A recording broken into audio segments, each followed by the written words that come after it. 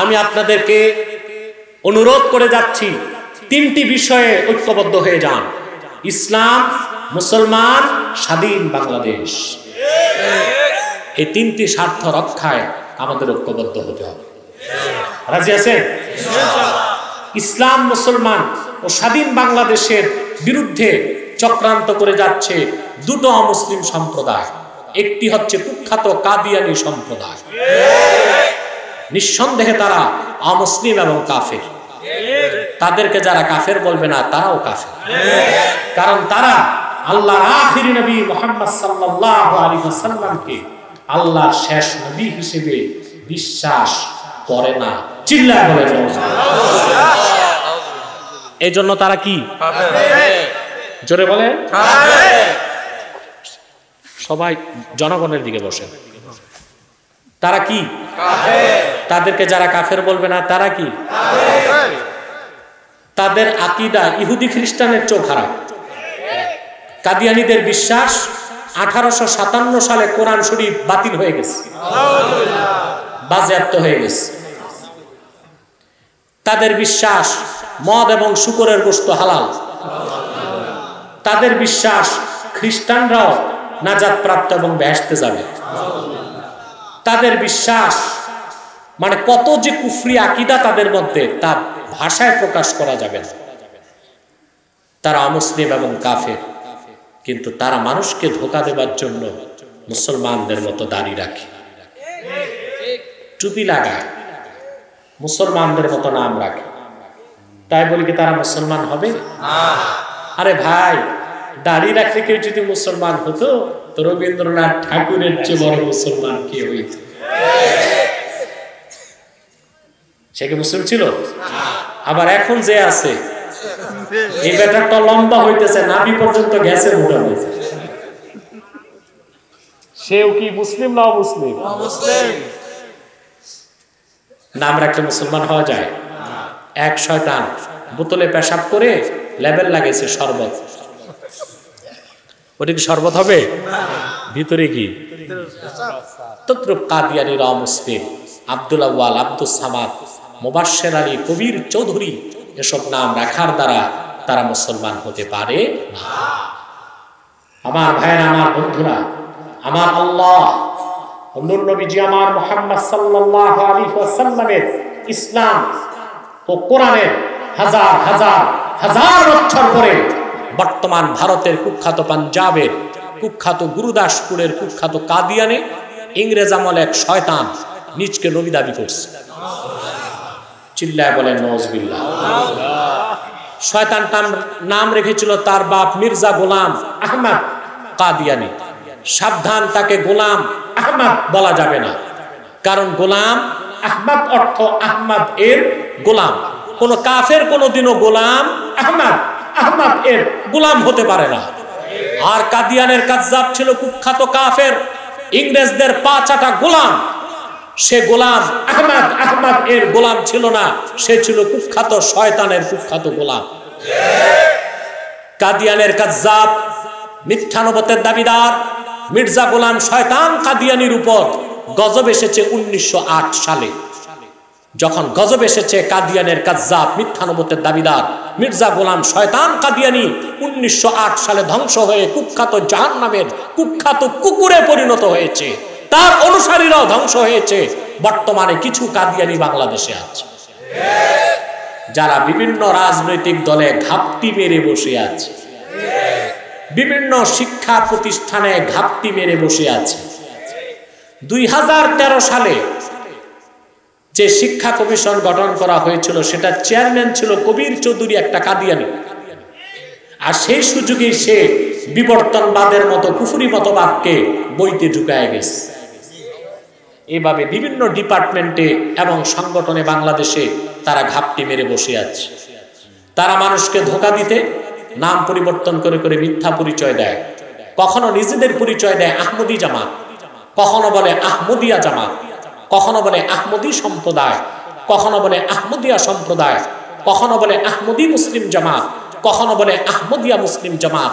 সাবধান, যত কাদিয়ানি ছিল আছে থাকবে, তারা কেউ আহমদী জামাত নয়, আহমদিয়া জামাত নয়, আহমদী সম্প্রদায় নয়, আহমদিয়া সম্প্রদায় নয়, আহমদী মুসলিম জামাত নয়, আহমদিয়া মুসলিম জামাত নয়, তারা শয়তানি জামাত, কুখ্যাত জাহান্নামের কুখ্যাত কুকুরের দল।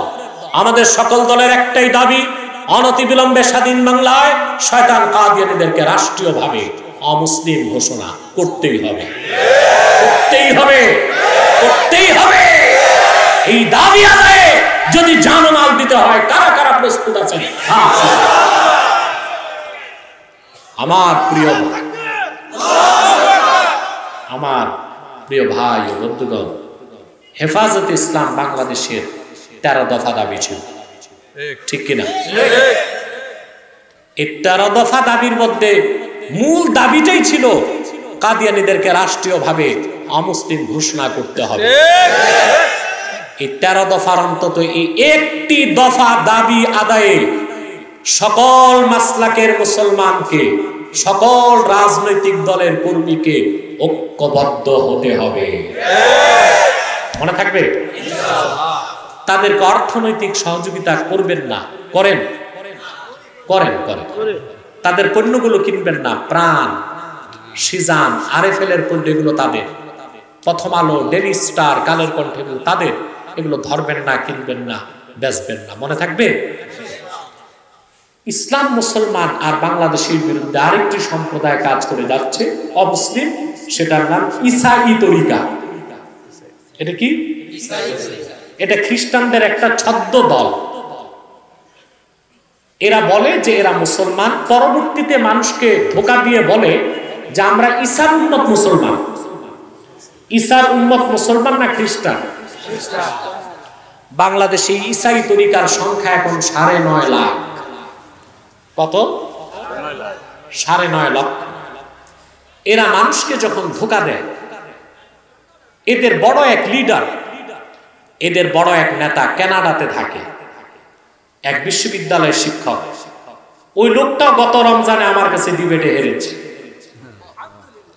আলহামদুলিল্লাহ, আপনার দেখেছেন ডক্টর তাজ আসবে। সে তারা মানুষকে ধোকাটা কিভাবে দেয়? তারা প্রথম যে কুফরটা মানুষের মধ্যে ঢুকায় কাফের বানাতে, সেটা হলো তারা বলে শুধু কোরআন বিশ্বাস করলেই হবে, হাদিস বিশ্বাসের সুযোগ নেই। এই প্রথম কুফরি আকীদা ঢুকায়। তারপর মানুষটাকে ধোকা দিয়ে পুরাপুরি খ্রিস্টান বানায়। কিন্তু এদের নাম হচ্ছে ইসাই তরিকা। কি নাম? ইসাই তরিকা। এরা বলে যে এদের পুরা নাম হচ্ছে ইসাই তরিকা ভুক্ত মুসলমান, আসলে খ্রিস্টান। এদের খপ্পর থেকে দূরে থাকার চেষ্টা করবে, পারবেন তো ইনশাআল্লাহ? পাশাপাশি হিজবুত তাওহীদ থেকেও দূরে থাকবে। এটা আরেকটা ফিতনা, বড় ধরনের ফিতনা, এবং এদের মধ্যে অসংখ্য শিরক এবং কুফর আছে। এদের থেকে সাবধান, সতর্ক থাকবেন। কথা বুঝতে পারছেন? আসুন আমরা একটু দোয়া করি, ইস্তেগফার করেন 11 বার। মুশরিক রয়ে যায় নাকি? শব্দ করেন, আওয়াজ করেন একটু। মুশরিক কাফেরের মধ্যেই আছে। এটা মুহাদ্দিসগণ বলেন, ইন্না বাইনা শিরকি ওয়াল কুফরি ওয়াজহাল উমুমি ওয়াল খুসুস। শিরক এবং কুফরের মধ্যে আম ও খাসের সম্পর্ক। প্রত্যেক মুশরিক কাফের, কিন্তু প্রত্যেক কাফের মুশরিক নাও হতে পারে, ঠিক কিনা? এজন্য আল্লাহ পাক মুশরিকরা রাখছেন কিসের মধ্যে? কাফেরের মধ্যে। 3 শ্রেণী, এর বাইরে চতুর্থ কোন শ্রেণী নাই। আপনি হয় মুমিন হবেন, নয় মুনাফিক হবেন, নয় নিরপেক্ষ থাকার কোনো সুযোগ নাই। নিরপেক্ষ বলতে কোনো কিছু নাই। আপনারা বুঝতে পারতেছেন কথা? আল্লাহ তাআলা, আল্লাহ রাব্বুল আলামিন সূরাতুল বাকারা শুরু থেকে 3টি শ্রেণীর কথাই বলেছেন। মুমিনের কথা দিয়ে শুরু করলেন, কাফেরের কথা আলোচনা করলেন, মুনাফিকের কথা আলোচনা করে আল্লাহ তাআলা সিদ্ধান্ত দিয়ে দিলেন একমাত্র মুমিন নাজাত পাবে, সফলতা লাভ করবে। 20 আয়াত পর্যন্ত এই কথা আছে। শ্রেণী 3টা করলেন। মুনাফিক, মুশরিক, কাফের, জাহান্নামী, ব্যর্থ। একমাত্র সফল ইহকাল ও পরকালে মুমিন। তার নাম কি? ইমানদার। এখন সেই ইমানদারের কথা বলতে যে ইমান আনার পরে প্রথম যে কাজ, যে দায়িত্ব, যে কর্তব্য মানুষের উপর 21 নম্বর আয়াত থেকে তা শুরু হল। আপনারা সুবহানাল্লাহ বলবেন না? কথা এখন তো বোঝা যাচ্ছে। 21 নম্বর আয়াত থেকে আমাদের দায়িত্ব এবং কর্তব্য কি সেটা আল্লাহ তুলে ধরলেন। আমার সাথে পড়েন। ইয়া আইয়ুহান নাস উবুদু রাব্বাকুমুল্লাযী খালাকাকুম ওয়াল্লাযীনা মিন ক্বাবলিকুম লাআল্লাকুম তাত্তাকুন। আল্লাহ তাআলা গোটা মানব জাতিকে ডাক দিয়ে বললেন, ইয়া আইয়ুহান নাস, হে মানব জাতি, উবুদু রাব্বাকুম, তোমরা তোমাদের রবের ইবাদত করো। দায়িত্ব শুরু, দায়িত্ব শুরু হয়ে গেল। আল্লাযী খালাকাকুম, যিনি তোমাদের সৃষ্টি করেছেন, ওয়াল্লাযীনা মিন ক্বাবলিকুম, তোমাদের পূর্ববর্তীদের সৃষ্টি করেছেন। কেন? লাআল্লাকুম তাশতানিবুন, লাআল্লাকুম তাত্তাকুন, আই তাশতানিবুন মিনাশ শিরকি ওয়াল কুফরি ওয়াদ দানাস, যেন তোমরা শিরক থেকে, কুফর থেকে রক্ষা পাও এবং জাহান্নাম থেকে বেঁচে আল্লাহর জান্নাতে যেতে পারো। 21 নম্বর আয়াতে এর আগে কোন বিধানের কথা নাই, কোন হুকুম নাই, কোন আদেশ নাই, কোন নিষেধ নাই। এখান থেকে শুরু। সুবহানাল্লাহ। আল্লাহ পাক কেন মানুষকে তৈরি করলেন? সুবহানাল্লাহ। মানব সৃষ্টির মূল উদ্দেশ্য কি? কোরআনপন্থীদের এক দর্শন, বিজ্ঞানপন্থীদের আরেক দর্শন, ঠিক কিনা? কোরআনপন্থীদের এক দর্শন আর বিজ্ঞানপন্থীদের আরেক দর্শন।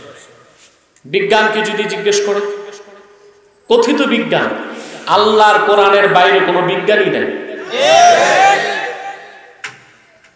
কথা বুঝতে পারছেন? প্রচলিত বিজ্ঞানকে যদি জিজ্ঞেস করে মানুষ সৃষ্টি হলো কেমন করে, তো বলবে মানুষ নিজে নিজে সৃষ্টি হয়েছে। নাউজুবিল্লাহ। ওরা একটা গল্প তৈরি করছে, এটা বিজ্ঞানের গল্প। কার গল্প? এটা আপনারা জানেন। ওরা বলে আজ থেকে 4.5 বিলিয়ন বছর আগে, মানে 450 কোটি বছর আগে। সাউন্ডটা ক্লিয়ার করতে হবে, কানে বাজে, ক্লিয়ার করতে হবে, আওয়াজটা বাড়াতে হবে। না ঠিক আছে, মাউথ স্পিচ ঠিক আছে। হ্যাঁ, শব্দ হয় কেন?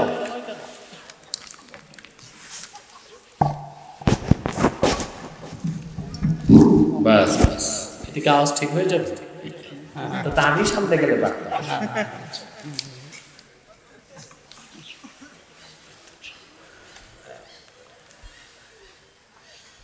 ওরা গল্পটা তৈরি করেছে 450 কোটি বছর আগে পৃথিবীতে কিছুই ছিল না। 4.5 বছর আগে না, 450 কোটি বছর আগে কিছু ছিল না। কে দেখছে? কেউ তো ছিলই না। বেশ ভালো কথা। তারপর কি হলো? গল্পটা অনেক বড়, আমি সংক্ষেপ করে বলছি। তারপর তারা বলতে চায় কোন এক সময় প্রচুর উল্কাপাত হয়েছে, প্রচন্ড বিস্ফোরণ ঘটেছে। বিস্ফোরণের কারণে মহাকাশ থেকে ক্রিস্টাল পৃথিবীতে এসেছে, ক্রিস্টাল গলে পানি হয়েছে, সমুদ্র হয়েছে। ভালো কথা।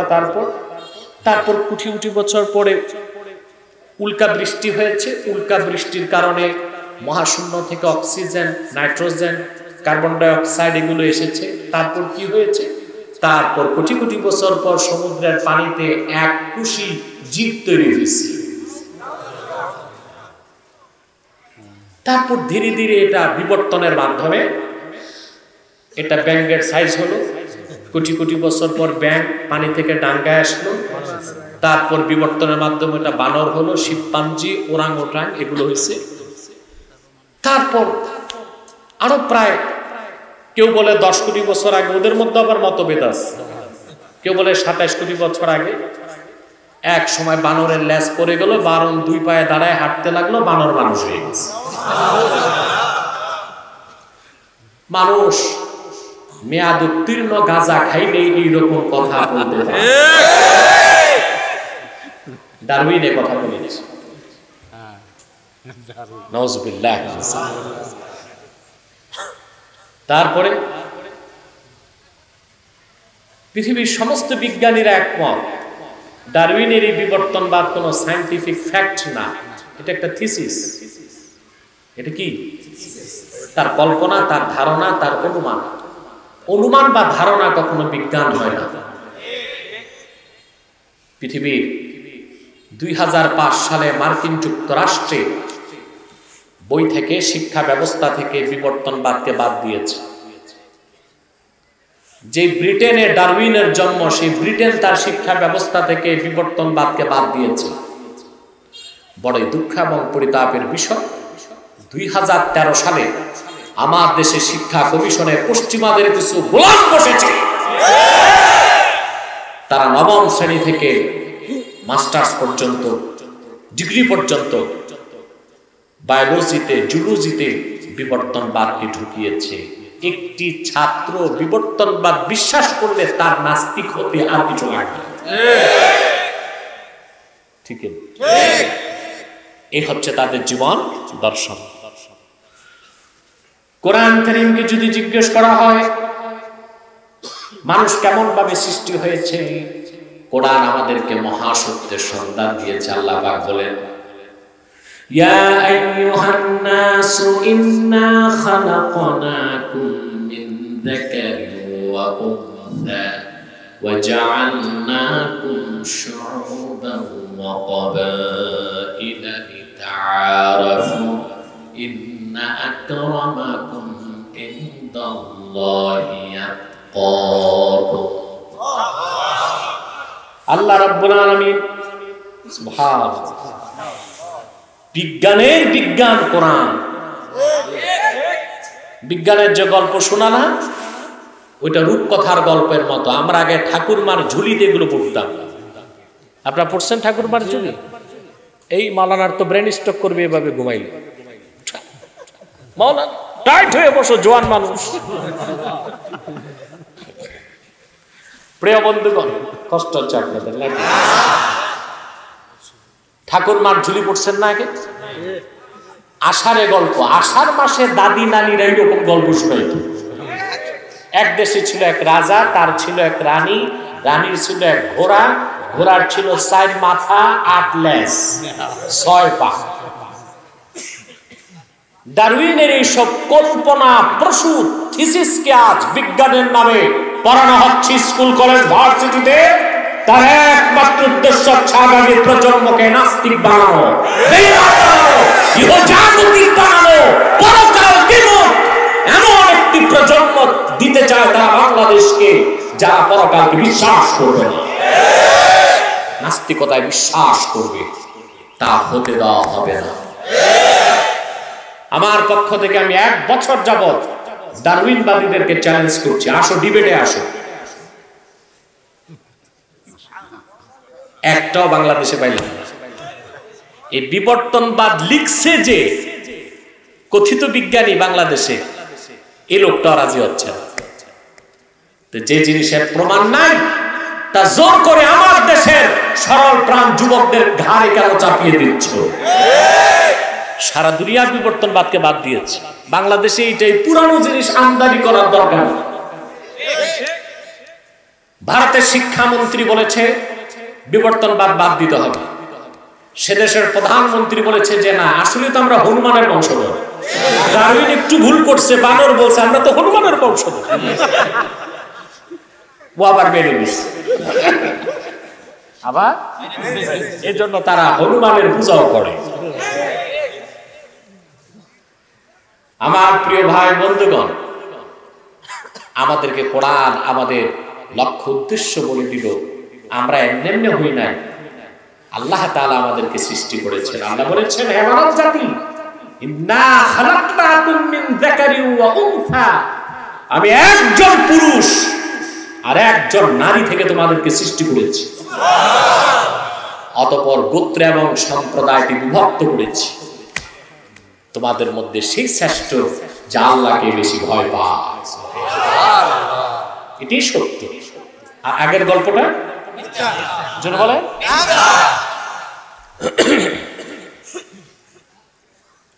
আমার ভাইয়েরা, আল্লাহ তাআলা কথাটি অন্যত্র বলে দিচ্ছেন, ইয়া আইয়ুহান নাসু তাকু রাব্বাকুমুল্লাযী খালাকাকুম মিন নাফসিন ওয়াহিদা ওয়া খালাকা মিনহা যাওজাহা ওয়া বাথা মিনহুমা রিজালান কাসীরান ওয়া নিসা। হে মানুষেরা, আল্লাহকে ভয় করো, তোমাদের রবকে, যিনি তোমাদেরকে সৃষ্টি করেছেন একজন পুরুষ থেকে সৃষ্টি করেছেন তার স্ত্রী একজন নারীকে। বিজ্ঞান পূজারীরা বিজ্ঞান করো, তোমরা যে ক্লোনিং খুঁজে পেয়েছো 40 বছর আগে, আল্লাহ সেই ক্লোনিং এর কনসেপ্ট 1000 বছর আগে ফাঁস করেছে। ক্লোনিংটা বুঝেন আপনারা? বিজ্ঞান এখন চাচ্ছে যে একজন মানুষের মতো হুবহু কপি আরেকটা মানুষ তৈরি করা যায় কিনা। আল্লাহ তাআলা মানুষকে পৃথিবীতে বিস্তারের জন্য একটা সিস্টেম করে দিয়েছেন, স্বামী স্ত্রী একত্রিত হতে হবে। এটা হচ্ছে যৌন প্রক্রিয়া। আর ক্লোনিং হচ্ছে অযৌন প্রক্রিয়া। বিজ্ঞান যেটা বলে যে একজন মানুষের দেহকোষ, একটা কোষ নেবেন, এই কোষের মধ্যে আছে সেক্স ক্রোমোজোম। এই সেক্স ক্রোমোজোমের মধ্যে আছে ডিএনএ, ডিঅক্সিরাইবোনিউক্লিক অ্যাসিড। আপনি কি বিজ্ঞানের প্রফেসর? জি, জুলজি পড়াইছেন? মাশাআল্লাহ। সাইকোলজি, কিন্তু উনি জুলজির টিচার। আগে পড়ছি, মনে আছে। আমিও পড়ছি 26 বছর আগে, এখন সব মনেও লাগে। এই যে ডিএনএ, ডিঅক্সিরাইবোনিউক্লিক অ্যাসিড, এই ডিএনএ কে নিয়ে আরেকজন মহিলার ওভাম ডিম্বাণুর মধ্যে সংযোজন করে মানুষ তৈরি করা যায় কিনা তারা চিন্তা করেছে, সফল হয় নাই, কিয়ামত তক সফল হবেও না। কিন্তু এই যে অযৌন প্রক্রিয়ায় মানুষ বানাবার চিন্তা ওরা করছে, সফল কোনোদিন হয় নাই, হবে না। কিন্তু দেখেন, আল্লাহ তাআলা কোরআন শরীফে বলেছেন, আদমকে আমি হাত দিয়ে তৈরি করছি আর তার বউকে আদম থেকে তৈরি করছি। সেখানে প্রক্রিয়াটা কি ছিল? আদমের দেহ থেকে হাওয়া। আদমের দেহ থেকে হাওয়া, আসল শব্দটা কি? হাওয়া। তাহলে আমরা বুঝতে পারছি যে আমাদের সৃষ্টি কে করেছেন? যারা বস্তুবাদী, সংশয়বাদী, নাস্তিক, ইহজাগতিক, যাদের আরেকটা নাম হচ্ছে ম্যাটারালিস্ট, বস্তুবাদী, পরকাল বিশ্বাস করে, ইহজাগতিক, এদের আরেক নাম হচ্ছে সেকুলারিস্ট, এদেরই আরেক নাম। যদিও এরা একটু ধোঁকাবাজি করে, কিন্তু আমার কাছে এক বুদ্ধিজীবী হেরে গেছে, দেখছেন আপনারা। সেকুলারিজম, ধর্মনিরপেক্ষতার ব্যাখ্যা সে দিতে পারেনি, আমারটা মানতে বাধ্য হয়েছে।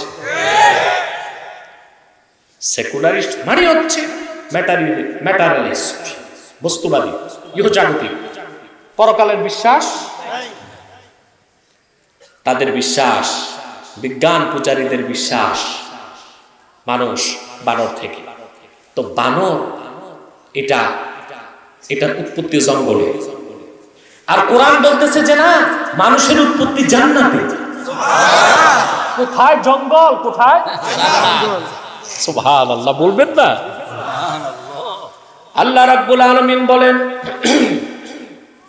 وَقُلْنَا يَا آدَمُ اسْكُنْ أَنْتَ وَزَوْجُكَ الْجَنَّةَ وَكُلَا مِنْهَا رَغَدًا حَيْثُ شِئْتُمَا وَلَا تَقْرَبَا هَذِهِ الشَّجَرَةَ فَتَكُونَا مِنَ الظَّالِمِينَ।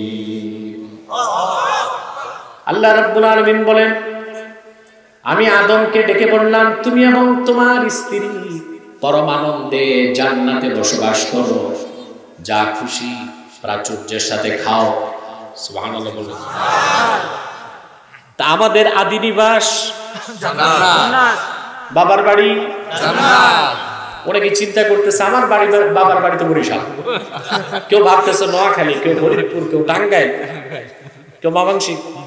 না, আসলে বাবার বাড়ি কই? জান্নাত। বাবার বাড়ি আসল বাড়ি, বাবার বাড়ি আসল বাড়ি। তা আমাদের আসল বাড়ি কি? জান্নাত। সুবহানাল্লাহ। কোরআন, ইসলাম মানবতাকে সমুন্নত করেছে। আল্লাহর কোরআনের বাইরে যারা মানব রচিত তন্ত্র মন্ত্র মতবাদে বিশ্বাসী, তারা মানবতাকে বিলম্বিত করেছে। তারা বলে মানুষ বানর থেকে, আর বানর জঙ্গল থেকে। কোরআন বলতেছে না, মানুষ আদম থেকে, আর আদমের তৈরি জান্নাতে। কোথায় জঙ্গল, কোথায় জান্নাত? মুসলমান কথা খেয়াল করতেছে? তারপরে আসো, আল্লাহ সুবহানাহু ওয়া তাআলা কোরআন কারীমে স্পষ্ট করে দিয়েছেন, আমরা মানুষ, আমরা আল্লাহর শ্রেষ্ঠ সৃষ্টি, আমরা আল্লাহর সুন্দর সৃষ্টি, আমরা আল্লাহর প্রিয়তম সৃষ্টি। কোরআন শরীফে আল্লাহ এটা বলেছেন। আল্লাহ রাব্বুল আলামিন বলেন, ওয়ালাকাদ কাররামনা বানি আদামা ওয়া হামালনাহুম ফিল বাররি ওয়াল বাহরি ওয়া রাযাকনাহুম মিনাত তাইয়্যিবাত। আল্লাহ রাব্বুল আলামিন বলেন, আমি বনি আদমকে গোটা সৃষ্টি জগতের মধ্যে শ্রেষ্ঠত্ব দান করেছি। শুধু তাই নয়, জল এবং স্থলে তারে কর্তৃত্ব দিয়েছি। সুবহানাল্লাহ। জলে স্থলে কর্তৃত্ব কার? অথচ মানুষ আকৃতিতে কত ছোট। একটা হাতি মানুষ থেকে কত বড়, কিন্তু সে হাতির উপর কর্তৃত্ব করে কে? মানুষ। ঠিক কিনা? তিমি মাছ, তিমি মাছ কত বড়? যেটা নীল তিমি, একটি নীল তিমির উপরে ৪২টি হাতি দাঁড় করানো যায়। একটি নীল তিমির লেজে একটা হাতি দাঁড় করায় দিবেন, সে টের পাবে না এটা কি দাঁড়াইছে। এই জল এবং স্থলে কর্তৃত্ব কার? ওয়ারাযাকনাহুম মিনাত তাইয়্যিবাত। আর সবচেয়ে দামি পবিত্র জিনিসকে রিজিক হিসেবে দিয়েছি মানুষকে। প্রশ্ন হলো কেন? প্রশ্ন আসে না? এই মানুষকে আল্লাহ রাব্বুল আলামিন এত বেশি শ্রেষ্ঠত্ব কেন দিলেন? ভূপৃষ্ঠের কর্তৃত্ব কেন দিলেন? সৃষ্টি জগতের নেতৃত্ব কেন দিলেন? মানুষ সৃষ্টির মূল কারণ কি আল্লাহ পাক একটা ব্যাখ্যা করে দিয়েছেন, ওয়া মা খালাতুল জিন্না ওয়াল ইনসা ইল্লা লিয়াবুদুন। মানুষ আর জিন আমি সৃষ্টি করেছি আমার ইবাদতের জন্য। বলেন সুবহানাল্লাহ। সেজন্য আল্লাহ রাব্বুল আলামিন সূরা বাকারার শুরু থেকে ২০ নম্বর আয়াত পর্যন্ত পুরো একটি রুকুর মধ্যে মানব জাতির ক্লাসিফিকেশন করেছেন, শ্রেণীবিন্যাস করেছেন। নাজাত প্রাপ্ত, মুক্তি প্রাপ্ত একমাত্র মুমিন, সেই কথাটাকে চূড়ান্ত সিদ্ধান্ত দিয়ে তারপরে তিনি সেই মুমিন হিসেবে, মানুষ হিসেবে আমাদের দায়িত্বের কথা তুলে ধরেছেন। আল্লাহ পাক বলেন, ইয়া আইয়ুহান নাসু উবুদু রাব্বাকুমুল্লাযী খালাকাকুম ওয়াল্লাযীনা মিন তাত্তাকুন। হে মানব জাতি, তোমরা তোমাদের রবের ইবাদত করো। বলেন সুবহানাল্লাহ। কয়েকটি সূক্ষ্ম বিষয় আপনাকে এখন অনুধাবন করতে হবে। আল্লাহর পক্ষ থেকে যত নবী এসেছেন পূর্বে, লক্ষাধিক নবী রাসূল, তাদের শরীয়তে ভিন্নতা ছিল, কিন্তু মৌলিক 5টি বিষয়ে তারা একমত ছিলেন। তার প্রথমটি হচ্ছে তাওহীদ। প্রথমটি কি? তাওহীদ। প্রত্যেক নবী আল্লাহর একত্বের ঘোষণা করেছেন। দ্বিতীয় যে বিষয়ে সমস্ত নবী একমত ছিলেন তা হচ্ছে মুহাম্মদ সাল্লাল্লাহু আলাইহি সাল্লাম আল্লাহর শেষ নবী। এবং নবীগণের নবী। আল্লাহ প্রত্যেক নবীকে নবুয়ত দেবার আগে ওয়াদা নিয়েছেন, যদি তোমরা মুহাম্মদ সাল্লাল্লাহু আলাইহি সাল্লামের রিসালাত নবুয়তের জামানা পেয়ে যাও, তোমাদের উপর ফরজ হচ্ছে আমার নবী মুহাম্মদ সাল্লাল্লাহু আলাইহি সাল্লামের রিসালাতকে তোমরা বিশ্বাস করে ওনার উম্মত হয়ে যাও। এজন্য রাসূল করিম সাল্লাল্লাহু আলাইহি সাল্লাম আখিরি নবী হিসেবে সকল নবীগণের নবী, তিনি নবিয়ুল আম্বিয়া। বলেন সুবহানাল্লাহ। সমস্ত নবীগণ তাদের নিজ নিজ যুগে প্রচার করে গিয়েছেন। আল্লাহ এক প্রচার করেছেন, সমস্ত নবীগণের নবী আখিরি জামানার নবী, যার মাধ্যমে আল্লাহর দ্বীন পরিপূর্ণ হবে, তিনি মুহাম্মদ সাল্লাল্লাহু আলাইহি ওয়াসাল্লাম। তৃতীয় যে বিষয়ে নবীগণ একমত ছিলেন তা হচ্ছে ইবাদত লিল্লাহি ওয়াহদা, ইবাদত হবে একমাত্র আল্লাহ। চতুর্থ যে বিষয়ে সমস্ত নবী একমত ছিলেন, প্রচার করেছেন, তা হচ্ছে আখিরাত, পরকালের কথা বলেছেন। পঞ্চম যে বিষয়ে সমস্ত নবীগণ একমত ছিলেন তা হচ্ছে সালাত, প্রত্যেক নবী নিজে নামাজ পড়তেন এবং অন্যকে নামাজ পড়তে বলতেন। কয়টি বিষয়? পাঁচটি। মৌলিক কথার একটি ছিল ইবাদত। সকল নবী আল্লাহর ইবাদতের কথা বলেছেন। সুবহানাল্লাহ বলবেন না? কি বলেছেন? আল্লাহ তাআলা কোরআন কারীমে সেই কথাগুলো উদাহরণ দিয়ে তুলে ধরেছেন। 25 জন পয়গম্বরের উদাহরণ আল্লাহ দিয়েছেন, তারা আল্লাহর ইবাদতের দাওয়াত দিয়েছেন। আল্লাহর ইবাদতকে প্রতিষ্ঠা করতে যে তারা কেউ জীবন দিয়েছেন, কেউ রক্ত দিয়েছেন। ঠিক কিনা বলেন? আমার ভাইয়ের, আল্লাহ রাব্বুল আলামিন উদাহরণ দিয়েছেন, ওয়ালাকাদ আরসালনা নূহান ইলা কওমিহি ক্বালা ইয়া কওমি ইবুদুল্লাহা মা লাকুম মিন ইলাহিন গায়রুহু। আল্লাহ পাক বলেন, আমি নূহকে রাসূল করে প্রেরণ করেছি। তিনি শতাব্দীর পর শতাব্দী তার কওমকে ডাক দিয়ে বলেছেন, হে আমার কওম, একমাত্র ইবাদত করো আল্লাহ রাব্বুল আলামিনের, তিনি ছাড়া কোনো মাবুদ নাই। আল্লাহ রাব্বুল আলামিন আবার উদাহরণ দিয়েছেন, ওয়া ইলা আদিন আখাহুম হুদান ক্বালা ইয়া কওমি ইবুদুল্লাহা মা লাকুম মিন ইলাহিন গায়রুহু। আল্লাহ পাক বলেন, আমি আদ জাতির নিকট তাদের ভাই হুদকে প্রেরণ করেছি। তিনিও যুগের পর যুগ তাদেরকে আহ্বান করেছেন আর বলেছেন, হে আমার কওম, তোমরা একমাত্র আল্লাহর ইবাদত করো, তিনি ছাড়া আর কোনো মাবুদ নাই।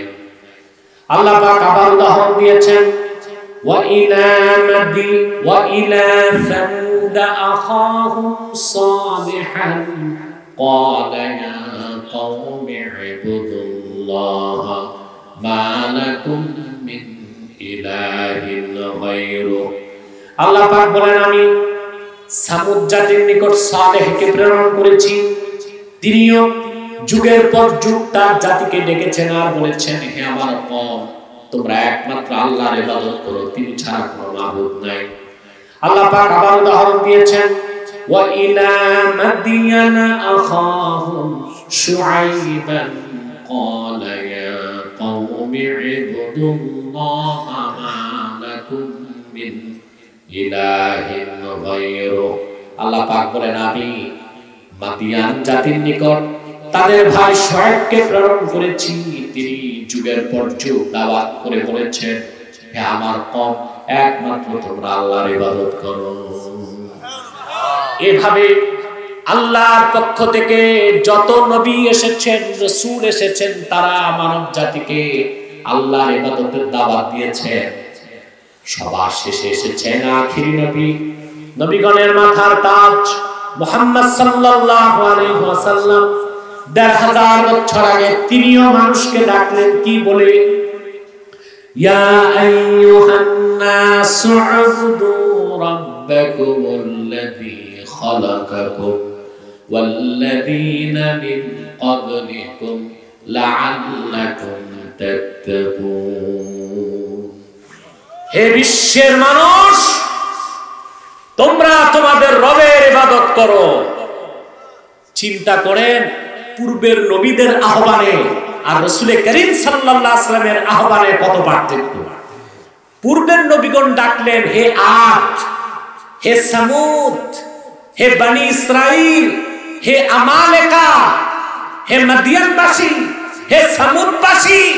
রাসূলুল্লাহ বলেন নাই হে কুরাইশবাসী, মক্কাবাসী, বলেছেন হে মানব জাতি। কারণ পূর্বের সমস্ত নবী ছিলেন আঞ্চলিক নবী। আমার রাসূল, তোমার রাসূল বিশ্ব নবী, গোটা সৃষ্টি জাহানের নবী। সুবহানাল্লাহ।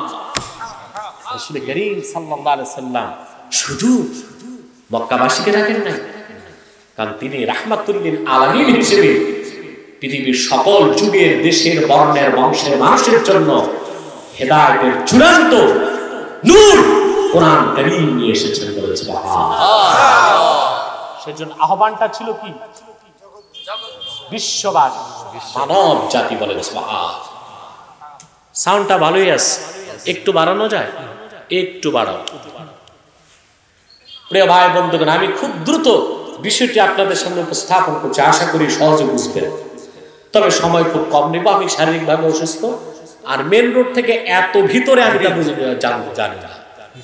ইন্টেলিজেন্ট ব্রাঞ্চ থেকে আমাকে একটু সতর্ক করা আছে প্রত্যন্ত অঞ্চলে না যাওয়া।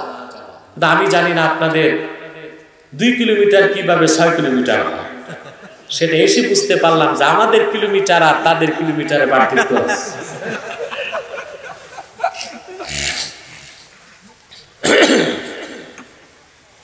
প্রিয় ভাই বন্ধুগণ, যে কথা বলছিলাম, তাহলে আল্লাহ রাসূল সাল্লাল্লাহু আলাইহি ওয়াসাল্লাম ডাক দিলেন হে মানব জাতি। আল্লাহ যেমন সবার রব, আল্লাহর হাবিব সবার জন্য, সুবহানাল্লাহ, তিনি সবার রাসূল, সুবহানাল্লাহ। আর এই কোরআন শুধু মুসলমানের জন্য আসে নাই, সারা মানব জাতির জন্য এসেছে, ঠিক কিনা? আল্লাহ রাব্বুল আলামিন বলেন শাহরু রমাদানাল্লাযী উনজিলা ফীহিল কুরআনু হুদাল লিন-নাস। এই কোরআন হুদাল লিন-নাস, গোটা মানব জাতির জন্য হেদায়েতের বাহন। সুবহানাল্লাহ। কথাটি কেন বললাম? একমাত্র পৃথিবীতে ধর্ম প্রচারের বৈধ দাবিদার মুসলমান, আর কারো ধর্ম প্রচারের অথরিটি তার ধর্ম তাকে দেয় না। আবার বলছি কথাটা, একমাত্র পৃথিবীতে ইসলাম প্রচারের অধিকার রাখে মুসলমান। মুসলমানকে অধিকার কোরআন দিয়েছে। অন্য কোন ধর্মের মানুষ ধর্ম প্রচার করবে, সেই অধিকার তার ধর্মই তাকে দেয় না। যেমন হিন্দুদের এটা কোনো ধর্ম না, এটা একটা কালচার, এটা কি সংস্কৃতি। তারপর সেখানে আবার লেখা আছে তাদের ধর্মগ্রন্থে, অহিন্দু কোনোদিন হিন্দু হইতে পারবে না। তো ধর্ম প্রচারের সুযোগ নাই। তাহলে ধর্ম প্রচার করে খ্রিস্টান, কারা করে? খ্রিস্টানদের বাইবেলে লেখা আছে, জেসাস, যীশু খ্রিস্ট নিজেই বলেছে, আমাকে প্রেরণ করা হয়েছে বনি ইসরায়েলের হারানো ন্যাসগুলোকে উদ্ধার করতে। তাহলে জেসাস বা যিশু বা ঈসা তার বক্তব্যই বুঝিয়ে দিলেন তিনি শুধু ছিলেন বনি ইসরায়েলের জন্য। একে তো তার ধর্মই রহিত হয়ে গেছে, দ্বিতীয়ত তো তার ধর্ম বনি ইসরায়েলের বাইরে কারোর কাছে পৌঁছানো ঈসার ফতোয়ায় না যায়। তো খ্রিস্টানদের ধর্ম প্রচারের অধিকার আছে? অথচ সারা বাংলাদেশে খ্রিস্টানরা অবাধে ধর্ম প্রচার করছে। এটা ধর্মের নামে অধর্মীয় কাজ হচ্ছে, এটা বন্ধ করা উচিত। কিন্তু দুঃখ এবং পরিতাপের বিষয়, সে খ্রিস্টান মিশনারির বিরুদ্ধে যারা বাংলাদেশে কাজ করছে তারা আজকে ময়দানে হাঁটতে পারে না, কথা বলতে পারে না। কেন যেন তারা কারাগারে বন্দী। আমি মাওলানা জুবাইরের ইঙ্গিত দিচ্ছি, প্রচলিত আইনে তিনি যদি অপরাধী হন শাস্তি হোক, কিন্তু জামিনে মুক্তি দেওয়া তো উচিত। তাকে ভিতরে অন্তরীণ রেখে খ্রিস্টানদেরকে যদি ধর্ম প্রচারের সুযোগ দেওয়া হয়, তাহলে পার্বত্য চট্টগ্রাম ভবিষ্যতে বাংলাদেশের একটি অংশ নাও থাকতে পারে। বাংলাদেশে যারা খ্রিস্টান মিশনারি পরিচালনা করছে, তারা ইসলামের শত্রু, মুসলমানের শত্রু। লক্ষ লক্ষ মুসলমানের রক্ত অর্জিত স্বাধীন বাংলাদেশের স্বাধীনতার শত্রু। অতএব ইসলামের সুমহান স্বার্থ রক্ষায়, মুসলমানদের মৌলিক অধিকার আদায়ে, দেশের স্বাধীনতাকে রক্ষার জন্য খ্রিস্টান মিশনারির কার্যক্রম বাংলাদেশে বন্ধ করতেই হবে।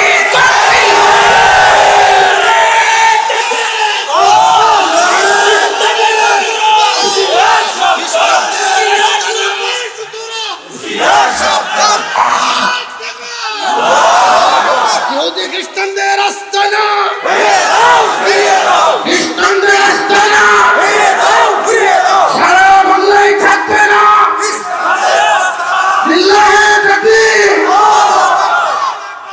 প্রিয় সুধী, আমি এই জনতার পক্ষ থেকে গভর্নমেন্টকে করজোর অনুরোধ করব, মাওলানা জুবায়ের সহ যারা খ্রিস্টান মিশনারির বিরুদ্ধে কাজ করে গেছে বাংলাদেশে, তারা তো স্বাধীনতার অতন্দ্র প্রহরী, দ্বীনের খাদেম। যদি তাদের কোনো কৌশলে বা পদ্ধতিতে ভুল থাকে, বিচার হোক, অন্তত জামিনে মুক্তি দেওয়া উচিত। ঠিক কিনা? যদি একদিকে ইসলামের পক্ষে যারা প্রচারক, তাদেরকে যদি বাক স্বাধীনতা দেওয়া না হয়, মুক্তভাবে ইসলাম প্রচারের সুযোগ দেওয়া না হয়, তাহলে পশ্চিমাদের মদতপুষ্ট সমস্ত কুফরি ও তাগুতি শক্তি, বিশেষ করে খ্রিস্টান মিশনারি বাংলাদেশে তাদের কালো হাত বসিয়েছে। এমন একদিন আসতে পারে, পূর্ব তিমুরের মতো তারা বাংলাদেশের কোন একটি অঞ্চলকে খ্রিস্টান রাষ্ট্র বানাবার আওয়াজ তুলতে পারে। সুদানের মতো বাংলাদেশের কোন অঞ্চলকে স্বাধীন করার আওয়াজ তারা দিতে পারে। ফিলিপাইন একসময় একটি মুসলিম অধ্যুষিত রাষ্ট্র ছিল, ফিলিপাইনের মতো এদেশে খ্রিস্টান সংখ্যা বেড়ে যেতে পারে। স্পেন 600 বছর মুসলমান শাসন করেছে, পরবর্তীতে অত্যন্ত নির্মম ভাবে, অমানবিক ভাবে, ধোঁকাবাজির মাধ্যমে খ্রিস্টানরা স্পেনকে দখল করেছে।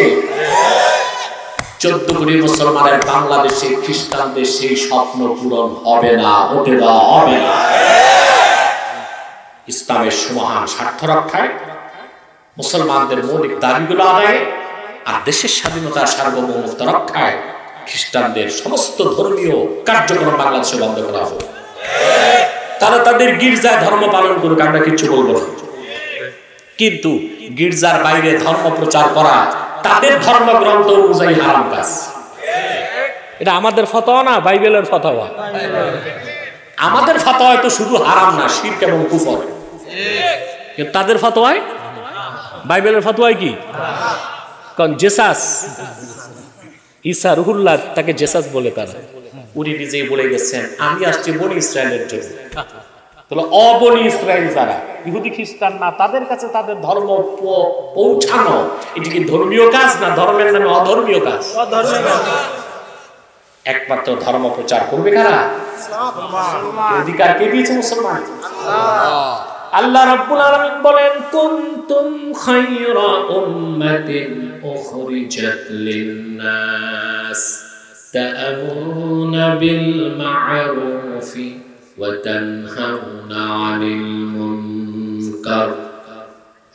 তোমরাই শ্রেষ্ঠ জাতি, তোমাদের বের করা হয়েছে লিন-নাস, গোটা মানব জাতির জন্য। সুবহানাল্লাহ বলবেন না? তাহলে রাসূল করিম সাল্লাল্লাহু আলাইহি ওয়াসাল্লাম আল্লাহর ইবাদতের দিকে মানুষকে ডাকলেন। ডাকটা ছিল সার্বজনীন, ডাকটি ছিল বিশ্বজনীন। ইয়া আইয়ুহান নাস, মানব জাতি, উবুদু রাব্বাকুম, তোমরা তোমাদের রবের ইবাদত। এখন আসেন, সে ইবাদত করবেন, বড় গলায় বলেন ইনশাআল্লাহ। এখন এই ইবাদতের অর্থ কি, এটা ব্যাখ্যা করে দিচ্ছি। আপনার পিছনে কথা বলবেন না। প্রিয় শুনি, আল্লামা ইমাম বাগাবী রাহমাতুল্লাহ মাআলিমুত তানজিলে ইবাদত শব্দের অর্থ লিখেছেন, ইবাদত হচ্ছে আল ইতাআতু মা'a যিল্লাতি ওয়াল খুদু', একনিষ্ঠ চিত্তে নিজকে তুচ্ছ মনে করার দ্বারা আল্লাহ তার রাসূলের আনুগত্যকে মানার নাম ইবাদত। সুবহানাল্লাহ। এটা ইসলামের অনেক বড় একটা জিনিস। তিনটি জিনিস মিলে দ্বীন ইসলাম, ঈমান, ইসলাম, ইহসান, তিনে মিলে দ্বীন ইসলাম। এটা আপনি ইউটিউবে পাবেন, আমার পূর্ণাঙ্গ দ্বীনের ব্যাখ্যা এই নামে একটা আলোচনা আছে। কথা বুঝতেছেন? তাহলে এই যে ইবাদত, এর অর্থই হচ্ছে নিজকে তুচ্ছ মনে করার দ্বারা আল্লাহ তার রাসূল সাল্লাল্লাহু আলাইহি ওয়াসাল্লামের আনুগত্যকে মেনে নেওয়া। ইমামে বায়জাবি রাহমাতুল্লাহি আলাইহি ইবাদত শব্দের ব্যাখ্যায় লিখেছেন, ইবাদত শব্দটা এসেছে তরিকুল মা'বাদ থেকে। তরিকুল মা'বাদ বলা হয় যে পথ বানানো হয় না, মানুষের পদাঘাতে তৈরি হয় পথ, সেটাকে বলা হয় তরিকুল মা'বাদ, মেঠো পথ। কি পথ? আপনাদের গ্রামে পথ আছে, মেঠো পথ। ওটা কি রোলার দিয়ে বানায় সিটি কর্পোরেশন? মানুষ চলতে চলতে পায়ের আঘাতে পথ তৈরি হয়ে যায়। সে তরিকুল মা'বাদ থেকে ইবাদত, অর্থাৎ বান্দা আল্লাহর গোলামির ক্ষেত্রে ওই রকম তরিকুল মা'বাদ হয়ে যাবে। তার নিজস্ব ইচ্ছা বলে কোনো কিছু থাকবে না। 3 নাম্বার হচ্ছে ইবাদতের ব্যাখ্যা করেছেন হাফেজ জালালউদ্দিন সুয়ুতি রাহমাতুল্লাহ। তিনি ব্যাখ্যা করেছেন ইবাদত হলো ইমতিসালুল আওয়ামির ওয়া ইজতিনাবুন নাওয়াহি, কোরআন হাদিসের সব হুকুমকে মানা আর সব নিষেধকে ছাড়া, তার নাম হলো ইবাদত। বলেন সুবহানাল্লাহ। বুঝতেছেন ইবাদত? তাহলে ইবাদত অর্থ শুধু নামাজ, রোজা, হজ, যাকাত না, এর অর্থ ব্যাপক। নামাজ, রোজা, হজ, যাকাতের সাথে সাথে কোরআন সুন্নাহর সমস্ত হুকুমকে মানা, নিষেধকে ছাড়া, তার নাম কি? তার নাম কি? ইবাদত। এই ইবাদত আপনি, তাহলে ইবাদতের সহজ অর্থ এটা পেলাম আমরা, হুকুম মানা, নিষেধ ছাড়া, এর নাম কি? জোরে বলেন। আমি মূল বক্তব্যে চলে এসেছি, 2-3 মিনিটে শেষ হয়ে যাবে ইনশাআল্লাহ। ইবাদতের মূল হচ্ছে হুকুম মানা, নিষেধ ছাড়া, হুকুম মানা, নিষেধ ছাড়া। এতটুকু বুঝতে পারছেন আমার ভাইয়েরা? এবার আরেকটি সূক্ষ্ম বিষয় লক্ষ্য করেন। আল্লাহ পাক এখানে ইবাদতের কথা বলার সময় রব শব্দ কেন আনলেন? আল্লাহ তো শব্দটা নিজের বড় নামটা নিতে পারতেন, ইয়া আইয়ুহান নাসু উবুদুল্লাহ, তোমরা আল্লাহর ইবাদত করো, তা কেন বললেন না? রাব্বাকুম বলে নিজের রুবুবিয়তের কথা কেন বললেন? তার কারণ হচ্ছে রবের রুবুবিয়তকে বান্দা তার উবুদিয়তের মাধ্যমে দ্রুত চিনতে পারে। আল্লাহ তাআলা ইঙ্গিত করলেন, বান্দা তোর রব আমি, তোর রব আমি, আর তুই আমার আব্দ, তুই আমার আব্দ। আব্দ মানে হচ্ছে রবের গোলামি করবে, আব্দের আর কোনো কাজ নাই। সেই জন্য আমার আবার রব শব্দের ব্যাপক তাফসীর, এটা সূরা ফাতিহার তাফসীরে শুনে নেবেন। আজকে তো অত সময় নাই, আমি শুধু সংক্ষেপে বলে যাচ্ছি।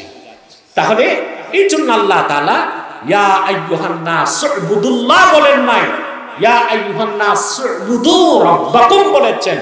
রব কাকে বলা হয়? সুবহানাল্লাহ, সুবহানাল্লাহ। আর রাব্বু বিমা'না আত-তারবিয়া হিয়া তাবলীগু শাইই ইলা কামালিহি শাইআন ফাশাইআ। রব শব্দটা তারবিয়াতের অর্থে আসে। তারবিয়াত হচ্ছে অস্তিত্বহীনকে অস্তিত্ব দান করার পরে হঠাৎ সৃষ্টি না করা, ধাপে ধাপে, ক্রমে ক্রমে, ধীরে ধীরে, আস্তে আস্তে সৃষ্টিকে তার পূর্ণতায় পৌঁছে দেওয়া, এই সবটুকু কাজকে বলা হয় তারবিয়া। এই কাজ যিনি করেন তাকে বলা হয় রব। আল্লাহ হচ্ছেন রব্বুল আলামিন। সুবহানাল্লাহ, সুবহানাল্লাহ। খেয়াল করেন, রবকে সহজে চিনার ব্যবস্থা কোরআন। সুবহানাল্লাহ। এখানে যার বয়স 50, 51 বছর আগে আপনার কি পরিচয় ছিল? নাম ছিল সলিমউদ্দিন, করিমউদ্দিন, ভুইয়া, চৌধুরী, চ্যাটার্জি, ব্যানার্জি। আপনার একটা নাম ছিল কিছুই না। কি নাম ছিল? আল্লাহ পাক কোরআন কারীমে বলেন, হাল আতা আলাল ইনসানি হিনুম মিনাদ দাহরি লাম ইয়াকুন শাইআন মাযকুরা। মানুষের জীবনে এমন একটি মুহূর্ত কি আসে নাই মানুষটি উল্লেখযোগ্য কোনো বস্তুই ছিল না, কিছুই না ছিল। সেই কিছুই না থেকে এত সুন্দর মানুষ কে তৈরি করেছেন? জোরে বলেন। 1 ঘন্টায়, 1 দিনে, 1 সপ্তাহে, 1 মাসে, 10 মাসে। আল্লাহ তাআলা সূরা মুমিনুনে সে কথাগুলো বলেছেন, وَلَقَدْ خَلَقْنَا الْإِنسَانَ مِنْ سُلَالَةٍ مِنْ طِينٍ ثُمَّ جَعَلْنَاهُ نُطْفَةً فِي قَرَارٍ مَكِينٍ। আমি মানুষকে তৈরি করেছি মাটির সারণের চাষ, অতঃপর তাকে 1 ফোঁটা বীর্যের আকারে মায়ের সুরক্ষিত রেহেমে স্থাপন করেছে। তুম্মা খালাকনান নুতফাতা আলাকাতান ফাখালাকনাল আলাকাতা মুদগাতান ফাখালাকনাল মুদগাতা ইযামান ফাকাসাওনাল ইযামা লাহমা। তারপরে পূর্ণাঙ্গ মানুষ রূপে তাকে দুনিয়ায় পাঠায় দিলাম। ধাপে ধাপে কথা বলে না, ধাপে ধাপে, ক্রমে ক্রমে। এটা তারবিয়াত। এটা কি? এটা রবের কাজ। এটা কার কাজ? তারপরে তিনি বেঁচে থাকার জন্য রিজিক দেন, অক্সিজেন দেন, অসুস্থ হলে সুস্থ করেন, চোখে দৃষ্টি দিয়েছেন, কানে শ্রবণ শক্তি দিয়েছেন, মুখে বাক শক্তি দিয়েছেন, অন্তরে অনুধাবন শক্তি দিয়েছেন, মস্তিষ্কে চিন্তা শক্তি দিয়েছেন, চামড়ায় অনুভূতি শক্তি দিয়েছেন, তারপরে অমূল্য রত্ন ইলম দান করেছেন। এসব কার কাজ? আল্লাহ। রুবুবিয়ত। আমরা আব্দ। আমরা কি? আব্দ। আব্দ যেন রবের রুবুবিয়তকে বুঝে মস্তক নত করে দেয়। এই জন্য আল্লাহ তাআলা ইবাদতের প্রথম নির্দেশে উবুদুল্লাহ বলেন নাই, উবুদু রাব্বাকুম বলেছেন। তোমরা তোমাদের রবের ইবাদত করো। তার মানে হচ্ছে আব্দ বান্দা অস্তিত্বে আসার পর থেকে তার ইবাদত করবে। এই ইবাদতের জিনজির কোনদিন তার গর্দান থেকে সরবে না। এবার আসেন, ইবাদতের শুরু হলো আলামে আরওয়াহে। কোথায়? আল্লাহ পাক প্রশ্ন করেছিলেন, আলাস্তু বিরাব্বিকুম, আমি কি তোমাদের রব নই? আমরা জবাব দিয়েছিলাম বালা। সেটা আল্লাহর আনুগত্যকে মেনে সেখানে ইবাদত করেছি। সুবহানাল্লাহ বলুন। আদমকে সৃষ্টির পরে আল্লাহ ইবাদত চালু করলেন জান্নাতে। কোথায়? জান্নাতে। কোরআন কারীম সাক্ষী। আল্লাহ আদমকে ডাক দিয়ে বললেন, উসকুন আনতা ওয়া যাওজুকাল জান্নাহ ওয়া কুলা মিনহা রাগাদা। তুমি তোমার বউ জান্নাতে থাকো, যা খুশি প্রাচুর্যের, রাগাদা মানে ওয়াসিয়া, প্রাচুর্যের সাথে খাও। এটা আদেশ। আরেকটা নিষেধ করলেন, ওয়ালা তাকরাবা হাযিহি শাজারা, এই গাছটার কাছে যেও না। এই আদেশ আর নিষেধ এর বলে ইবাদত। আরে কাদেরকে নিয়ে বসছি আমি? মনে হয় কবরস্থানের মানুষগুলো সব উঠে আসছে। ঘুমাচ্ছেন নাকি? কে কে ঘুমান? হাত উঠান। 1-2 জন হাত উঠাইছে। সে যাই হোক,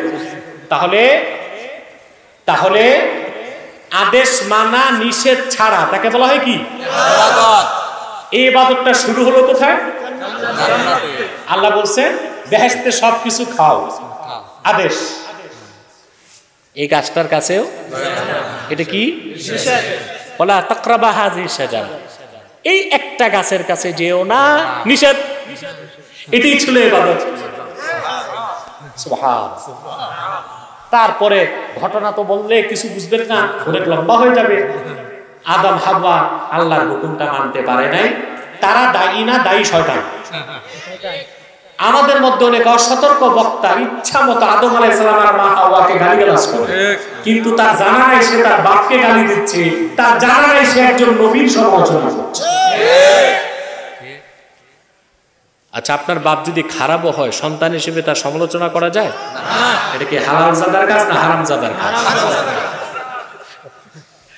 তা আদম আলাইহিস সালাম দোষ করছেন, এটা আমরা কেমনে বলবো? আরে এটা তো আল্লাহ বলতে পারে, আমরা বলতে পারি না।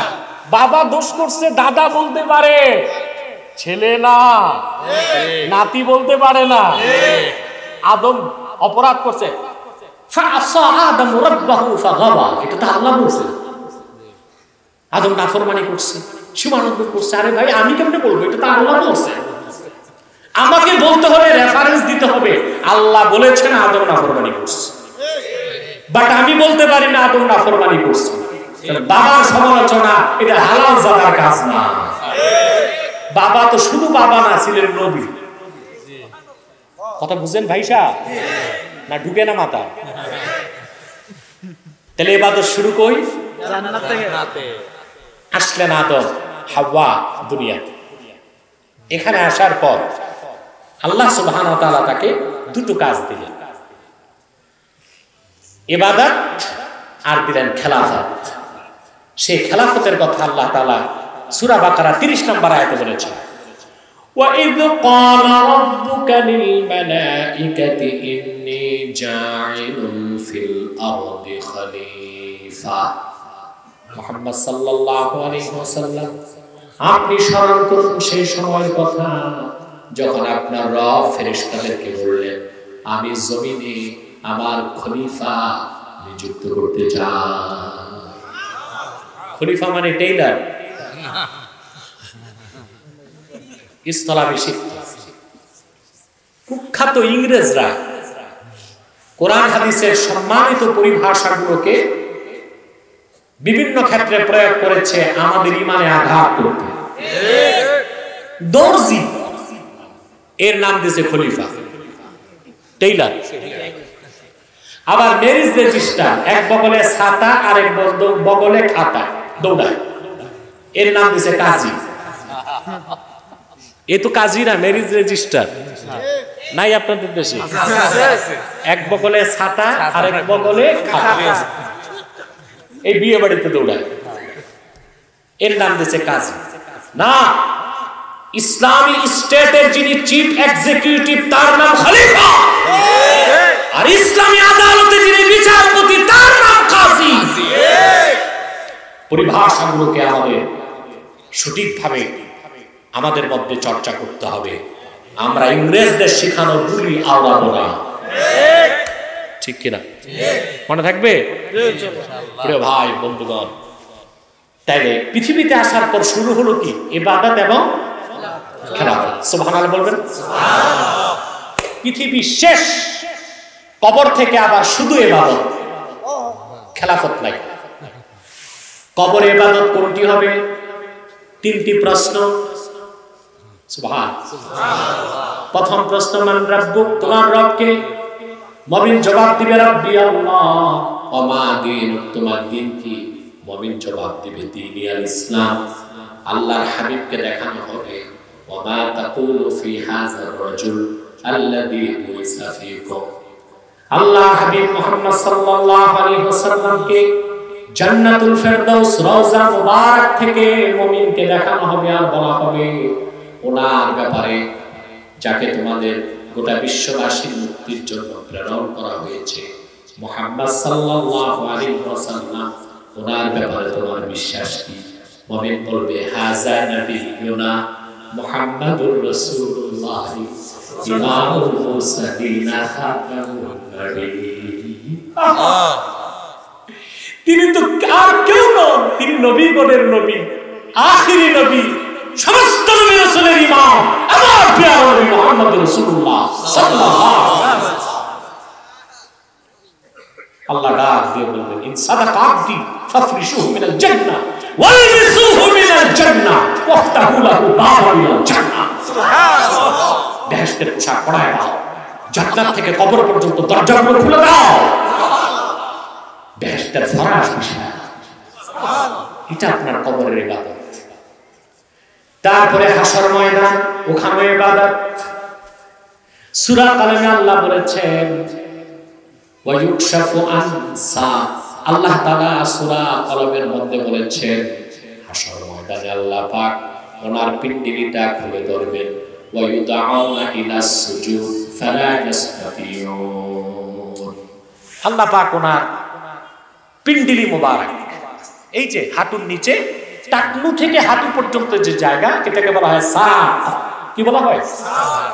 ইংরেজিতে বলে, উর্দুতে বলে পিণ্ডলি। আল্লাহ তাআলা এই পিণ্ডলির একটা অংশ প্রকাশ করবেন নূরের তাজাল্লিতে, গোটা হাসর ময়দান উজ্জ্বল হয়ে যাবে। মানব জাতিকে ইউদাউনা ইলা সুজুদ বলা হবে, আল্লাহকে সাজদা করো। মুমিনরা সাজদা করবে, কাফেররা কেউ সাজদা করতে পারবে না। ইবাদত এটা হাসর ময়দান। মুমিন চলে যাবে জান্নাতে, সেখানেও ইবাদত। তবে সেখানে নামাজ রোজা নাই, সেখানে ইবাদত কি হবে? মোল্লা আলী কারি মিশকাতে শরাবের কাতে রেখেছেন শুধু মুমিন পড়বে আল্লাহর তাসবিহ, সুবহানাল্লাহ আলহামদুলিল্লাহ ওয়া লা ইলাহা ইল্লাল্লাহ আল্লাহু আকবার ওয়া লিল্লাহিল হামদ। এটা হবে বেহেশতে আমাদের ইবাদত। বলুন সুবহানাল্লাহ। সুবহানাল্লাহ। তাহলে ইবাদত আলামে আরওয়াহে ছিল, ইবাদত জান্নাতে ছিল, ইবাদত দুনিয়াতে আছে, ইবাদত কবরে থাকবে, ইবাদত হাসরে থাকবে, ইবাদত আবার জান্নাতে থাকবে। আব্দ মানে হচ্ছে রব আমার আল্লাহ গোলামীর জিনজির গর্দানে চাপিয়ে নেওয়া। এই জিনজির কোনদিন আর ছুটানো যাবে না। দুনিয়াতে ব্যতিক্রম শুধু ইবাদত না, খেলাফত আল্লাহ দিয়েছেন মুসলমান। কি দিয়েছেন? খেলাফত। সে খেলাফত আছে আমাদের মধ্যে? না। ইবাদত আছে, খেলাফত নাই। এখন ইবাদত তো বুঝালাম, খেলাফত 2 মিনিটে বুঝাই না, 2 ঘন্টায়ও বুঝবেন না। আমি 2 মিনিটে বুঝাচ্ছি, যদি আল্লাহ তৌফিক দেন। সেটা হচ্ছে ইবাদতের ব্যাখ্যা আমি আপনাদের শোনালাম। হুকুম মানা, নিষেধ ছাড়া, তার নাম ইবাদত। খেলাফত হলো হুকুম মানানো, নিষেধ ছাড়ানো, তার নাম খেলাফত। হুকুম বানানো, ছাড়ানো, তার নাম কি? খেলাফত। আমি একটা উদাহরণ দিচ্ছি।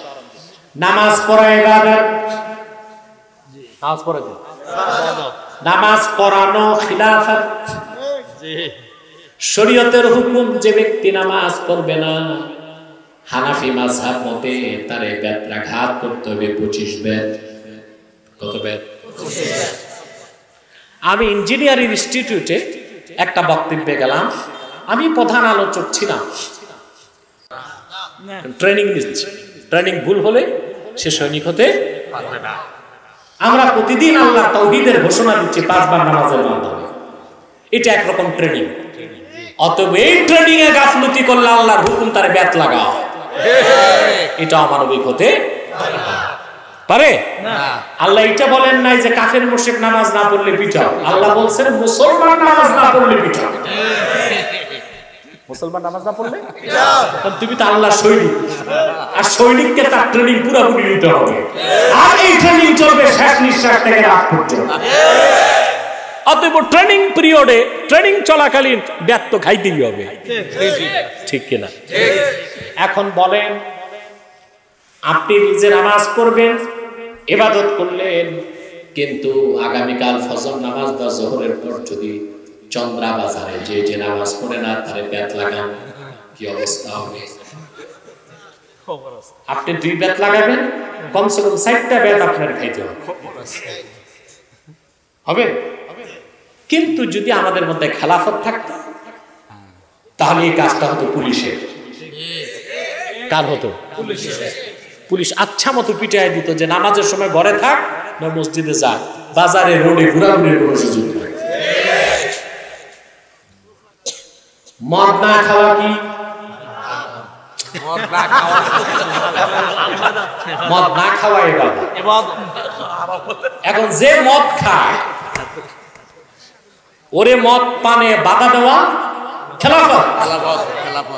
এখন আপনি পারবেন কালিয়াকুর যে মদের দোকান যে কয়টা আছে ভাঙতে পারবেন?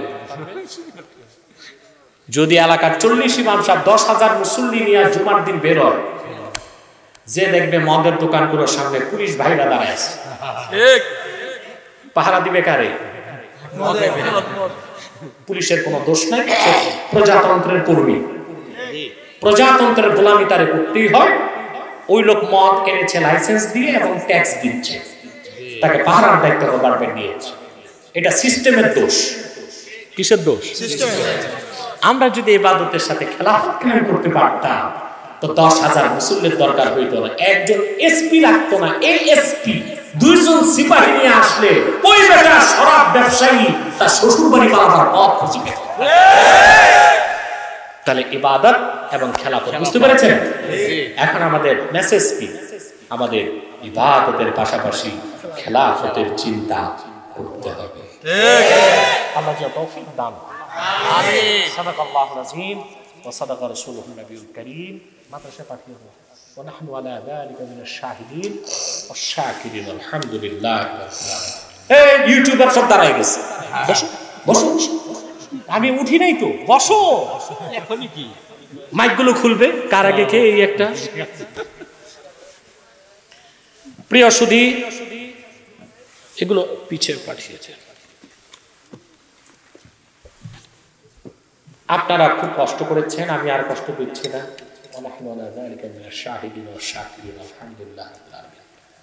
বিদায় লগ্নে আমি কিছু হুঁশিয়ারি করে দিচ্ছি আপনাদের উচ্চারণ। আপনারা এখানে বিভিন্ন দলমতের লোক আছেন, আছেন না? কিন্তু এখানে দলীয় কোনো কোন্দল আছে ভাই? কেন ভাই? এখানে আওয়ামী লীগ আছে, বিএনপি আছে, জাতীয় পার্টি আছে, জামাত আছে, সব দলের লোক আছে। কিন্তু এখানে কোনো সংঘাত আছে? মিছিল মিটিং, হরতাল পিকেটিং? কারণ আমরা দলের পরিচয়ে কেউ আসি নাই, আমাদের একটাই পরিচয়, আমরা মুসলমান। আজকে এক দলে কত কোন্দল দেখেন না? ইউপি নির্বাচনে কি হচ্ছে বাংলাদেশ? AK-47 নিয়ে দৌড়াচ্ছে মানুষ। আমি রসিকতা করে বলেছি, তা তো জাতীয় নির্বাচনে ট্যাঙ্ক কামান লাগে যে অবস্থা এখন। এখানে কোনো কোন্দল আছে? এই তোমরা কোথায় যাচ্ছ মুনাজাত না করে? তোমরা কি আউলিয়া কেরাম নাকি? মুনাজাত লাগে না? কথা খেয়াল করছেন? আমরা এখানে যে বসেছি, আমাদের মধ্যে কোনো কোন্দল নাই, সংঘাত নাই, কিচ্ছু নাই। তার কারণ একটা, আমাদের একটা পরিচয়, আমরা এখানে এসেছি, আমরা মুসলমান। আমরা কি মুসলমান? যদি আমাদের অন্য কোনো পরিচয় থাকতো এতক্ষণ এখানে বসা যেত। আমি আপনাদের করজোর অনুরোধ করব, আপনারা মুসলমানে রক্তপাত করবেন না। যদি কেউ আপনার রাজনৈতিক প্রতিপক্ষ হয়, তাকে রাজনীতি দিয়ে মোকাবেলা করবেন। সহিংসতা, সংঘাত, রক্তপাত এটা মুসলমানে করতে পারে না। একজন মুসলমান যে হত্যাকারী আর যে নিহত, যদি লড়াইতে দুইজন, একজন মরে একজন মারে, দুটোই জাহান্নামে যাবে। কোথায় যাবে? এই কাজটি করবেন না আপনারা। আমাদের মধ্যে যদি জাতীয় ঐক্য না থাকে, তাহলে আমাদের ভবিষ্যৎ খুব অন্ধকার হয়ে যাবে। বাংলাদেশ এখন শুধু বাংলাদেশ নিয়ে চিন্তা করলে হবে না, বিশ্ব রাজনীতিতে বাংলাদেশ এখন ট্রাম্প কার্ড হয়ে যাচ্ছে। পরাশক্তিগুলোর দৃষ্টি এখন বাংলাদেশ।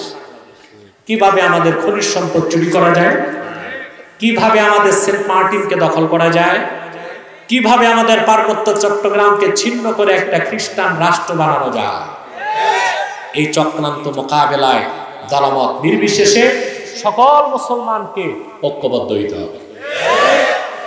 আমি আপনাদেরকে অনুরোধ করে যাচ্ছি, 3টি বিষয়ে ঐক্যবদ্ধ হয়ে যান: ইসলাম, মুসলমান, স্বাধীন বাংলাদেশ। এই 3টি স্বার্থ রক্ষায় আমাদের ঐক্যবদ্ধ হতে হবে। রাজি আছেন?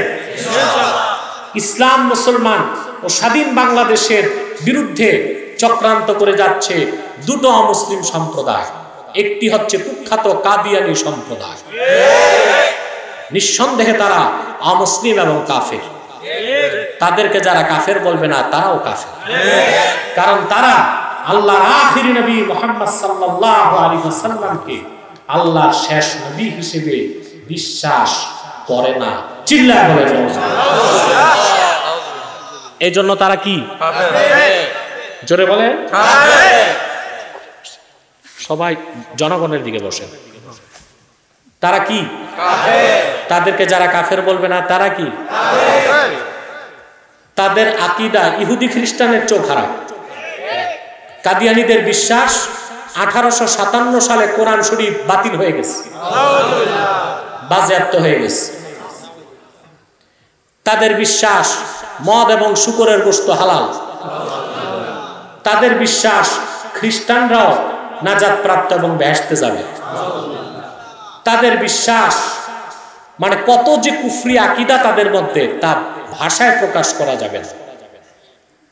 তারা অমুসলিম এবং কাফের, কিন্তু তারা মানুষকে ধোঁকা দেবার জন্য মুসলমানদের মতো দাড়ি রাখে, টুপি লাগায়, মুসলমানদের মতো নাম রাখে। তাই বলি কি তারা মুসলমান হবে? আরে ভাই, দাড়ি রাখলে কেউ যদি মুসলমান হতো তো রবীন্দ্রনাথ ঠাকুরের চেয়ে বড় মুসলমান কে হইত?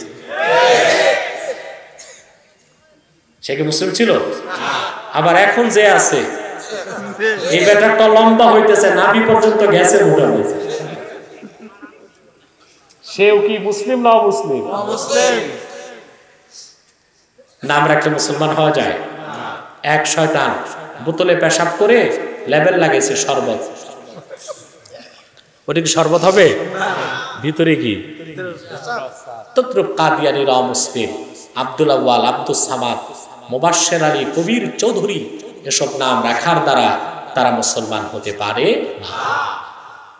আমার ভাইরা, আমার বন্ধুরা, আমার আল্লাহ নূর নবীজি আমার মুহাম্মদ সাল্লাল্লাহু আলাইহি ওয়াসাল্লামের ইসলাম ও কোরআনের হাজার হাজার হাজার বছর পরে বর্তমান ভারতের কুখ্যাত পাঞ্জাবের কুখ্যাত গুরুদাসপুরের কুখ্যাত কাদিয়ানে ইংরেজ আমলে এক শয়তান নিজকে নবী দাবি করছে। চিল্লায় বলেন নাউজুবিল্লাহ। শয়তানটার নাম রেখেছিল তার বাপ মির্জা গোলাম আহমদ কাদিয়ানী। সাবধান, তাকে গোলাম আহমদ বলা যাবে না, কারণ গোলাম আহমদ অর্থ আহমদ এর গোলাম। কোন কাফের কোনদিনও গোলাম আহমদ এর গোলাম হতে পারে না। আর কাদিয়ানের কাযযাব ছিল কুখ্যাত কাফের, ইংরেজদের পা চাটা গোলাম। সে গোলাম আহমদ এর গোলাম ছিল না, সে ছিল কুখ্যাত শয়তানের কুখ্যাত গোলাম। কাদিয়ানের কাযযাব, মিথ্যানবতের দাবিদার মির্জা গোলাম শয়তান কাদিয়ানির উপর গজব এসেছে 1908 সালে। যখন গজব এসেছে, কাদিয়ানের কাযযাব মিথ্যানবতের দাবিদার মির্জা গোলাম শয়তান কাদিয়ানি 1908 সালে ধ্বংস হয়ে কুখ্যাত জাহান্নামের কুখ্যাত কুকুরে পরিণত হয়েছে। তার অনুসারীরাও ধ্বংস হয়েছে। বর্তমানে কিছু কাদিয়ানি বাংলাদেশে আছে, যারা বিভিন্ন রাজনৈতিক দলে ঘাপটি মেরে বসে আছে, বিভিন্ন শিক্ষা প্রতিষ্ঠানে ঘাপটি মেরে বসে আছে। 2013 সালে যে শিক্ষা কমিশন গঠন করা হয়েছিল, সেটা চেয়ারম্যান ছিল কবির চৌধুরী, একটা কাদিয়ানি। আর সেই সুযোগে সে বিবর্তনবাদের মতো কুফরি মতবাদকে বইতে ঢুকায় গেছে। এভাবে বিভিন্ন ডিপার্টমেন্টে এবং সংগঠনে বাংলাদেশে তারা ঘাপটি মেরে বসে আছে। তারা মানুষকে ধোঁকা দিতে নাম পরিবর্তন করে করে মিথ্যা পরিচয় দেয়। কখনো নিজেদের পরিচয় দেয় আহমদী জামাত, কখনো বলে আহমদিয়া জামাত, কখনো বলে আহমদী সম্প্রদায়, কখনো বলে আহমদিয়া সম্প্রদায়, কখনো বলে আহমদী মুসলিম জামাত, কখনো বলে আহমদিয়া মুসলিম জামাত। সাবধান, যত কাদিয়ানি ছিল আছে থাকবে, তারা কেউ আহমদী জামাত নয়, আহমদিয়া জামাত নয়, আহমদী সম্প্রদায় নয়, আহমদিয়া সম্প্রদায় নয়, আহমদী মুসলিম জামাত নয়, আহমদিয়া মুসলিম জামাত নয়, তারা শয়তানি জামাত, কুখ্যাত জাহান্নামের কুখ্যাত কুকুরের দল। আমাদের সকল দলের একটাই দাবি, অনতিবিলম্বে স্বাধীন বাংলায় শয়তান কাদিয়ানীদেরকে রাষ্ট্রীয়ভাবে অমুসলিম ঘোষণা করতেই হবে, করতেই হবে, করতেই হবে। এই দাবি আদায়ে যদি জানমাল দিতে হয়, কারা কারা প্রস্তুত আছেন? আমার প্রিয় ভাই ও বন্ধুগণ, হেফাজতে ইসলাম বাংলাদেশের 13 দফা দাবি ছিল, ঠিক কিনা? এই 13 দফা দাবির মধ্যে মূল দাবিটাই ছিল কাদিয়ানীদেরকে রাষ্ট্রীয়ভাবে অমুসলিম ঘোষণা করতে হবে। এই 13 দফার অন্তত এই একটি দফা দাবি আদায়ে সকল মাসলাকের মুসলমানকে, সকল রাজনৈতিক দলের কর্মীকে ঐক্যবদ্ধ হতে হবে। মনে থাকবে? তাদেরকে অর্থনৈতিক সহযোগিতা করবেন না, করেন করেন করেন। তাদের পণ্যগুলো কিনবেন না, প্রাণ, সিজান, আরএফএল এর পণ্য এগুলো তাদের, প্রথম আলো, ডেইলি স্টার, কালের কণ্ঠে তাদের, এগুলো ধরবেন না, কিনবেন না, বেচবেন না। মনে থাকবে? ইসলাম মুসলমান আর বাংলাদেশের বিরুদ্ধে আরেকটি সম্প্রদায় কাজ করে যাচ্ছে, অমুসলিম, সেটার নাম ইসাই তরিকা। এটা কি? এটা খ্রিস্টানদের একটা ছদ্ম দল। এরা বলে যে এরা মুসলমান, পরবর্তীতে মানুষকে ধোঁকা দিয়ে বলে যে আমরা ঈসার উম্মত মুসলমান। ঈসার উম্মত মুসলমান না খ্রিস্টান? বাংলাদেশে ইসাই তরিকার সংখ্যা এখন 9.5 লাখ। কত? 9.5 লাখ। এরা মানুষকে যখন ধোঁকা দেয়, এদের বড় এক লিডার, এদের বড় এক নেতা কানাডাতে থাকে, এক বিশ্ববিদ্যালয়ের শিক্ষক। ওই লোকটা গত রমজানে আমার কাছে ডিবেটে হেরেছে। আলহামদুলিল্লাহ, আপনার দেখেছেন ডক্টর তাজ আসবে। সে তারা মানুষকে ধোকাটা কিভাবে দেয়? তারা প্রথম যে কুফরটা মানুষের মধ্যে ঢুকায় কাফের বানাতে, সেটা হলো তারা বলে শুধু কোরআন বিশ্বাস করলেই হবে, হাদিস বিশ্বাসের সুযোগ নেই। এই প্রথম কুফরি আকীদা ঢুকায়। তারপর মানুষটাকে ধোকা দিয়ে পুরাপুরি খ্রিস্টান বানায়। কিন্তু এদের নাম হচ্ছে ইসাই তরিকা। কি নাম? ইসাই তরিকা। এরা বলে যে এদের পুরা নাম হচ্ছে ইসাই তরিকা ভুক্ত মুসলমান, আসলে খ্রিস্টান। এদের খপ্পর থেকে দূরে থাকার চেষ্টা করবে, পারবেন তো ইনশাআল্লাহ? পাশাপাশি হিজবুত তাওহীদ থেকেও দূরে থাকবে। এটা আরেকটা ফিতনা, বড় ধরনের ফিতনা, এবং এদের মধ্যে অসংখ্য শিরক এবং কুফর আছে। এদের থেকে সাবধান, সতর্ক থাকবেন। কথা বুঝতে পারছেন? আসুন আমরা একটু দোয়া করি, ইস্তেগফার করেন 11 বার।